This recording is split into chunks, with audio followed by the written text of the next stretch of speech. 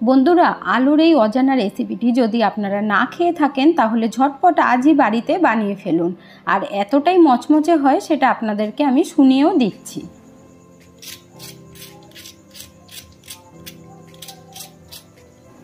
আজকের এই ভিডিওটি দেখার জন্য আপনাদের কাছে অনুরোধ রইল। নমস্কার বন্ধুরা, মিঠুস ওভেনে আপনাদের সবাইকে স্বাগত জানাই। আজ আমি আরও একটি নতুন ভিডিও নিয়ে চলে এসেছি আপনাদের সামনে। আলুর পকোড়ার রেসিপিটা আপনারা যে কোনো নিরামিষ দিনে ডালের পাতে কিন্তু অনায়াসে খেতে পারবেন। এখানে আমি 3টে মিডিয়াম সাইজের আলু টুকরো করে কেটে নিয়েছি যাতে তাড়াতাড়ি সিদ্ধ হয়ে যায়, আর বাটির মধ্যে জল দিয়ে দিয়েছি। তারপরে খুব ভালোভাবে ধুয়ে দেখুন দিয়ে দিচ্ছি। আলুগুলো ভালোভাবে সেদ্ধ হওয়ার জন্য এখানে হাফ চামচ নুন দিয়ে দিচ্ছি। তারপরে ফোটা পর্যন্ত ওয়েট করতে হবে। এখানে দেখুন আলুগুলো ফুটে গেছে। এবার দেখে নেব নাড়িয়ে যে কতটা সিদ্ধ হয়েছে। এখনও সিদ্ধ হতে বাকি আছে। 2 মিনিট পর আমি দেখে নিচ্ছি। এখানে আমি একটা কাঁটা চামচ দিয়ে আলুগুলো দেখে নিচ্ছি সিদ্ধ হয়ে গেছে। এবার আমি গ্যাস অফ করে দিয়ে আলুগুলো জলের থেকে তুলে নেব।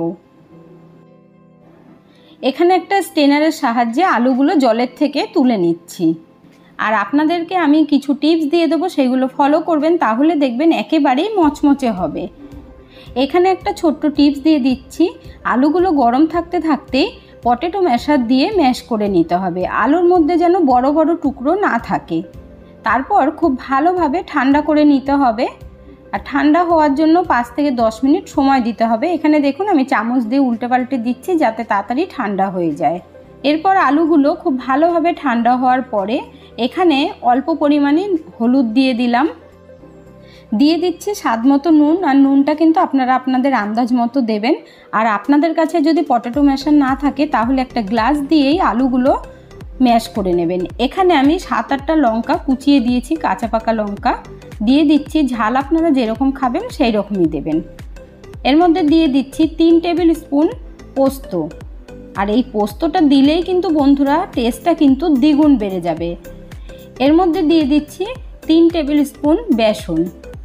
এখানেও একটা টিপস দিয়ে দিচ্ছি ছোট্ট করে, আগে থেকেই খুব বেশি বেসন দিয়ে দেবেন না। আলুটা মাখার পরে তেলের মধ্যে দিয়ে দেখবেন যদি ফেটে যায় তাহলে বেসন দেবেন, না হলে দেবেন না। এবার আমি খুব ভালোভাবে সবগুলো উপকরণকে মেখে নেব। এইভাবে আলু পোস্তর পকোড়া বানিয়ে নিলে গরম গরম ভাতে ডালের পাতে অসাধারণ লাগে বন্ধুরা। আর শুধু শুধুও কিন্তু স্ন্যাক্স হিসাবেও খাওয়া যাবে চায়ের সাথে। এখানে দেখুন মাখা হয়ে গেছে। এরপর কড়াই বসিয়ে দিয়েছি। কড়াইয়ের মধ্যে দিয়ে দিচ্ছি একটু বেশি করে সর্ষের তেল। এই আলু পোস্তর পকোড়া বানানোর জন্য সর্ষের তেলই কিন্তু লাগবে, সাদা তেলে ভাজলে একদমই ভালো লাগবে না। এখানে এবার দেখুন আমি অল্প একটু দিয়ে দেখে নিচ্ছি। এইভাবে কিন্তু চেক করে নেবেন, দরকার হলে বেসন দেবেন, না হলে দেবেন না। এখানে দেখুন একটুও ফাটেনি। নাবিয়ে নিলাম। এবার একটা একটা করে ছেড়ে দেব। একটু বড় বড় সাইজ করে দেবেন, দেখতেও ভালো লাগবে, খেতেও ভালো লাগবে। আলুর পকোড়াগুলো দেওয়ার সময় কিন্তু গ্যাসের ফ্লেমটা বাড়িয়ে রাখবেন। আর যেটা লাল হয়ে যাবে সেটাকে উল্টে দেবেন। এইভাবে 4-5টা করে দিয়ে তারপরে গ্যাসের ফ্লেমটা মিডিয়াম হিটে করে দেবেন। এখানে আমি ছোট্ট করে আরেকটা টিপস দিয়ে দিচ্ছি। গ্যাসের ফ্লেমটা মিডিয়াম হিটে রাখবেন এই কারণেই বলছি, না হলে আলুটা ওপর থেকে লাল হয়ে যাবে আর আলুর যে ভেতরটা সেটা কিন্তু নরম থাকবে, খেতে কিন্তু ভালো লাগবে না, একটা লেতলেতে ভাব হবে। এই জন্য মিডিয়াম হিটে রেখে একটু টাইম নিয়ে ভাজবেন, তাহলে খুবই ক্রিস্পি হবে, খেতে দারুণ লাগবে। এই রকমভাবে উল্টে পাল্টে ভেজে নিতে হবে। আজকের এই রেসিপিটা যদি আপনাদের ভালো লেগে থাকে বন্ধুরা, তাহলে আমার চ্যানেলটিকে অবশ্যই সাবস্ক্রাইব করবেন, পাশে থাকা বেল আইকনটি দাবিয়ে দেবেন, সবার সাথে শেয়ার করবেন, একটা লাইক করতে ভুলবেন না কিন্তু। এখানে দেখুন পকোড়াগুলো কত সুন্দর লাল লাল করে ভাজা হয়ে গেছে। এবার নামিয়ে নিচ্ছি। এইভাবে আলুর পকোড়া বানিয়ে নিলে ভাজতে না ভাজতেই দেখবেন শেষ হয়ে গেছে, এতটাই টেস্টি হয়। বাকি পকোড়াগুলো এই একইভাবে ভেজে নেব, একটু ধৈর্য ধরে ভাজতে হবে। এই আলু পকোড়া ভাজার সময় হাতের কাছে যদি পোস্ত নাও থাকে তাতেও কিন্তু এইভাবে পকোড়াটা বানিয়ে নিলে কিন্তু দারুণ লাগবে। এখানে আমার আলু পোস্তর পকোড়া একদম রেডি হয়ে গেছে পরিবেশন করার জন্য। এই রেসিপিটা আপনাদের কেমন লাগলো অবশ্যই কমেন্ট করে জানাবেন।